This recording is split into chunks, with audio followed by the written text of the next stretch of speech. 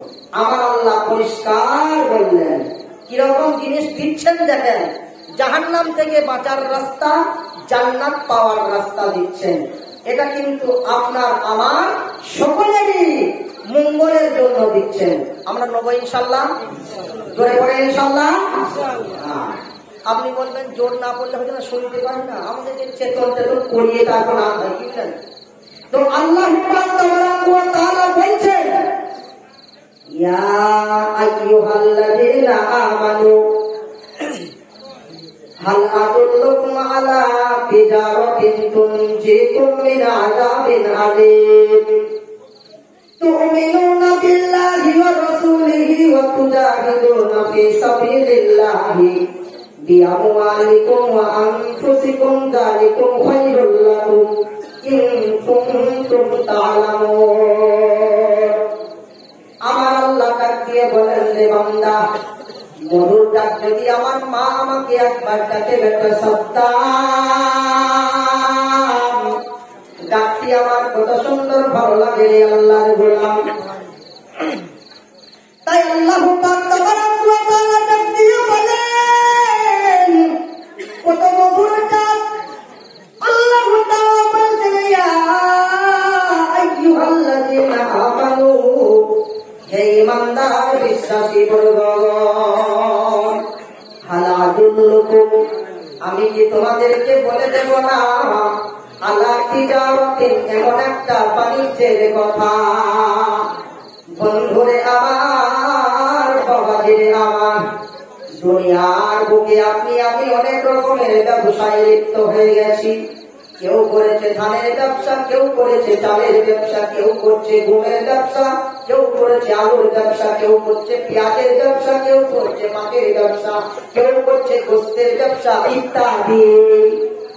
সমস্ত ব্যবসাকে কেটে দিতে ওই ব্যবসার কথা আল্লাহ পাক তাবারাক ওয়া তাআলা বললেন না, যেটা দুনিয়া এবং আখিরাতে কাজে লেগে যাবে, সেই ব্যবসার কথা আমার আল্লাহ তুলে ধরেছেন। ব্যবসাটা হলো কিরকম, ব্যবসা তোমাদেরকে কিরকম পথ দেখাবে, দেখো কেমন লাভ, দেখো। তুনজিকুম মিন আযাবিন আলীম, যে ব্যবসায় তোমাদেরকে নাজাত দেবে, পরিত্রাণ দেবে কবরে ভয়াবহ আযাব হতে। সুবহানাল্লাহ, আর বলুন সুবহানাল্লাহ। আল্লাহু পাক তাবারাক ওয়া তাআলা বলছেন, বান্দা ব্যবসাটা শুনে নাও। তুমিনুনা বিল্লাহি, তোমরা এক আল্লাহর প্রতি ঈমান আনবে, ওয়া রাসূলিহি, এবং তার রাসূলের প্রতি, ওয়া তুজাহিদুনা ফি সাবিলিল্লাহ, এবং তোমরা আল্লাহর রাস্তায় জিহাদ করবে, বিআমওয়ালিকুম ওয়া আনফুসিকুম, তোমাদের জান দিয়ে এবং তোমাদের মাল দিয়ে। আজকে আমাদের জানমাল আল্লাহর রাস্তায় লাগাতে চাই না, তার কারণ আল্লাহর রাস্তায় জান দিলে মনে হয় আমরা হয়তো মারা যাবো, কোন রকমে আর কেউ হাদিস পাবে না। আল্লাহর রাস্তায় মাল দিলে মনে হয় যে ফুরিয়ে যাবো, আর কোনদিন ওই মালটা আমার পাবে না। ওই তোমাদের মুসলমান, কান খুলে শুনে রাখো, ওই আল্লাহর রাস্তায় যদি কেউ 1টি টাকা দান করে, 1টি টাকার সমান 10টি টাকার মতো নাকি করেন। সুবহানাল্লাহ। মুসলমান দরদি আমার, তাই আপনাকে আমি আজকের দিনে একটা কথা বলতে চাই, যেহেতু এটা নবীর ঘর মাদ্রাসা, আল্লাহর নবীর মাদ্রাসা, আগে শুনিয়েছি যারা নিজে শিক্ষা করে এবং অপরকে শিক্ষা দেয়, সেই মাদ্রাসাটার নাম হচ্ছে এই আল্লাহর নবীর মাদ্রাসা, কুরআনের কারখানা। তাই বন্ধুগণ আমার, বাবাজিরা আমার, আমি আজকের দিনে বলতে চাই, হযরত ইব্রাহিম আলাইহিস সালামের আপনারা নাম শুনেছেন না শুনেন নাই? জি, হযরত ইব্রাহিম আলাইহিস সালাম, তিনি কিন্তু মেহমান না পেলে কোনদিন খানা খেতেন না, রোজা অবস্থায় থেকে যেতেন, অনাহারে থেকে যেতেন। কিন্তু অনেক দিন যাবৎ কোন মেহমান আসে নাই।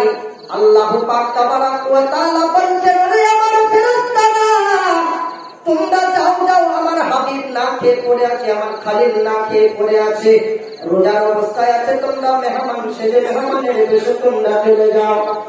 অনেকগুলি ফেরেশতা চলে এলো আল্লাহর নবীর কাছে। হযরত ইব্রাহিম আলাইহিস সালাম বাড়িতে এসে খুব খুশি হয়ে গেছে, তার বিবির কাছে চলে এলো।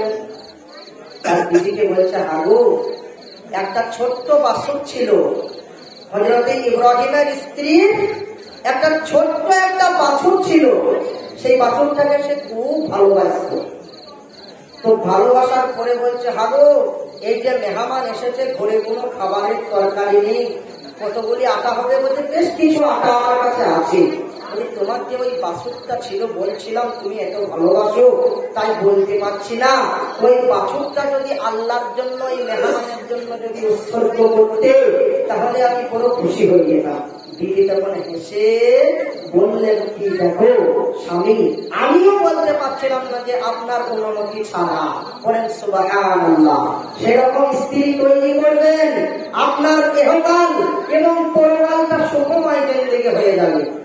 তো বাবাজি আমার, বাছুরটা যখন জবাই করা হলো, মেহমানের সামনে যখন রুটি আর ওই বাছুরের রান্না যখন দেওয়া হলো, মেহমান কিন্তু খায় না।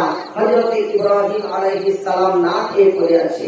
ওরে আমার দরদের মুসলমান, তিনি যখন না খেয়ে পড়ে আছেন, তখন এমন অবস্থা হয়ে গেছে, হযরত ইব্রাহিম আলাইহিস সালাম আগে খাবার খুলে ফেলেছেন মেহমানদের আগে।